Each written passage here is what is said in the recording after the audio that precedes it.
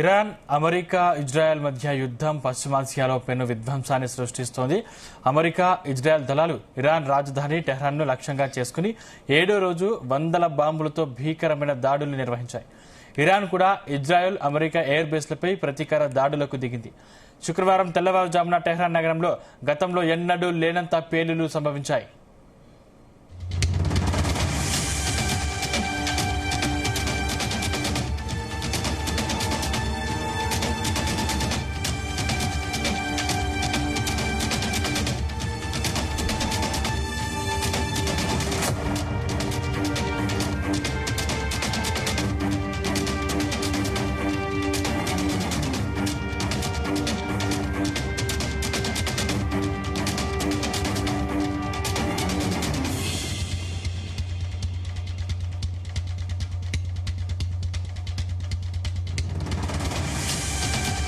ఈ దాడులు మున్ముందు మరింత ఉధృతం కానున్నాయని అమెరికా రక్షణ కార్యదర్శి పీట్ హెగ్సెత్ హెచ్చరించారు.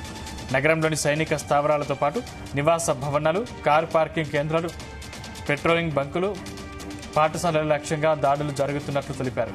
టెహ్రాన్ విశ్వవిద్యాలయం పరిసర ప్రాంతాల్లో కూడా భారీ పేలుళ్లు సంభవించాయి. నీలోఫర్ స్క్వేర్ వద్ద ఉన్న ఒక ప్రాథమిక పాఠశాల క్షిపణి దాడిలో ధ్వంసమైంది. ఇజ్రాయెల్ దళాలు ఇరాన్, లెబనాన్ రాజధానులపై విరుచుకుపడగా అమెరికా నౌకాదళం సముద్రంలో ఇరాన్కు చెందిన ఒక డ్రోన్ క్యారియర్ను దహనం చేసింది. యుద్ధం మొదలైనప్పటి నుంచి ఇప్పటి వరకు ఇరాన్లో 1400 మంది చనిపోయారు.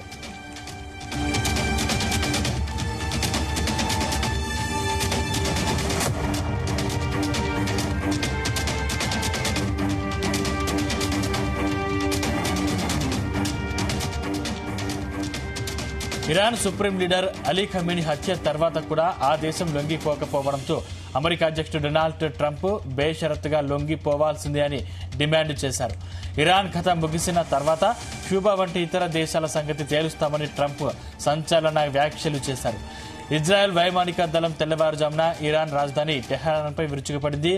ఇరాన్ సుప్రీం లీడర్ నివాస సముదాయం కింద అత్యంత పటిష్టంగా నిర్మించిన భారీ భూగర్భ బంకర్ను లక్ష్యంగా చేసుకుని ఈ దాడి జరిగింది. మొసాద్, ఇజ్రాయెల్ మిలిటరీ ఇంటెలిజెన్స్ అందించిన ఖచ్చితమైన సమాచారంతో సుమారు 50 యుద్ధ విమానాలు ఈ ఆపరేషన్లో పాల్గొన్నాయి. అయతొల్లా అలీ ఖమేనీ కోసం ప్రత్యేకంగా నిర్మించిన ఈ బంకర్ యుద్ధ సమయంలో అత్యవసరంగా కార్యకలాపాలు నిర్వహించేందుకు ఉద్దేశించింది.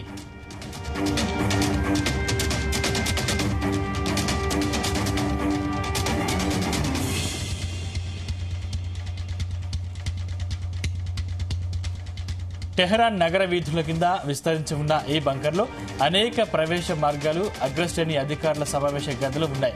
ఆపరేషన్ రోరింగ్ లయన్లో భాగంగా జరిగిన ముందస్తు దాడుల్లోనే ఖమేనీ హతమవడంతో ఆయన ఈ బంకర్ను ఉపయోగించుకోలేకపోయారు.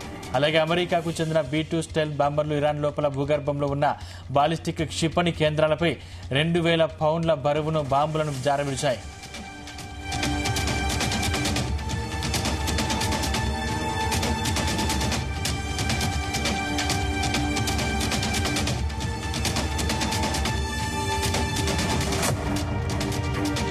ఈ దాడులతో ఇరాన్ కమాండ్ అండ్ కంట్రోల్ వ్యవస్థ పూర్తిగా చిన్నాభిన్నమైందని ఇజ్రాయెల్ సైన్యం స్పష్టం చేసింది. కాగా షిరాజ్ నగరంలోని షిబా మహార్ ప్రాంతంలో జరిగిన దాడిలో 20 మంది మరణించగా 30 మంది గాయపడ్డారు. లోరెస్తాన్ ప్రావిన్స్లో జరిగిన ఇజ్రాయెల్ క్షిపణి దాడిలో 6 సామాన్య పౌరులు గాయపడ్డారు. ఇస్ఫహాన్, ఖోమ్, హెర్మహాన్ నగరాల్లో కూడా దాడులు కొనసాగుతున్నాయి. క్షిపణి స్థావరాలున్న కెర్మాన్ షా పరిసరాల్లో భారీ పేలుళ్లు సంభవించాయి. ఇరాన్ వైమానిక రక్షణ వ్యవస్థలు క్షిపణి లాంచర్లతో అత్యధిక భాగాన్ని ధ్వంసం చేశామని ఇజ్రాయెల్ పేర్కొంది. ఇరాన్ భీకర ప్రతీకార దాడులు చేస్తోంది.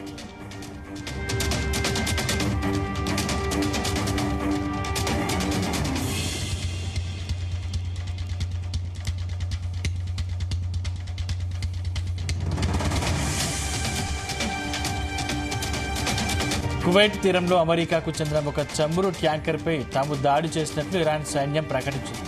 ఈ ట్యాంకర్ ప్రస్తుతం మంటల్లో చిక్కుకున్నట్లు సమాచారం. ఇజ్రాయెల్ దాడులకు ప్రతిచర్యగా ఇరాన్ తన పొరుగు దేశాలపై క్షిపణులు, డ్రోన్లతో విరుచుకుపడింది.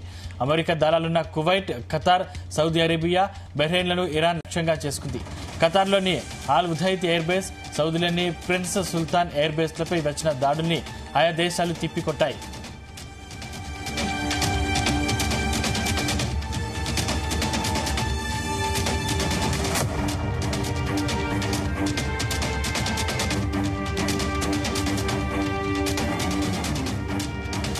ఇరాన్ నుంచి వస్తున్న క్షిపణి పరంపరను అడ్డుకునే క్రమంలో తెల్లవారుజామున ఇజ్రాయెల్ రాజధాని టెల్ అవీవ్లో భారీ పేలుళ్ల శబ్దాలు వినిపించాయి.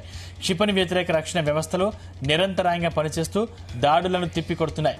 మరోవైపు ఖతార్కు చెందిన ప్రపంచంలోని అతిపెద్ద ఎల్ఎన్డి ప్లాంట్పై ఇరాన్ డ్రోన్ దాడి చేసింది.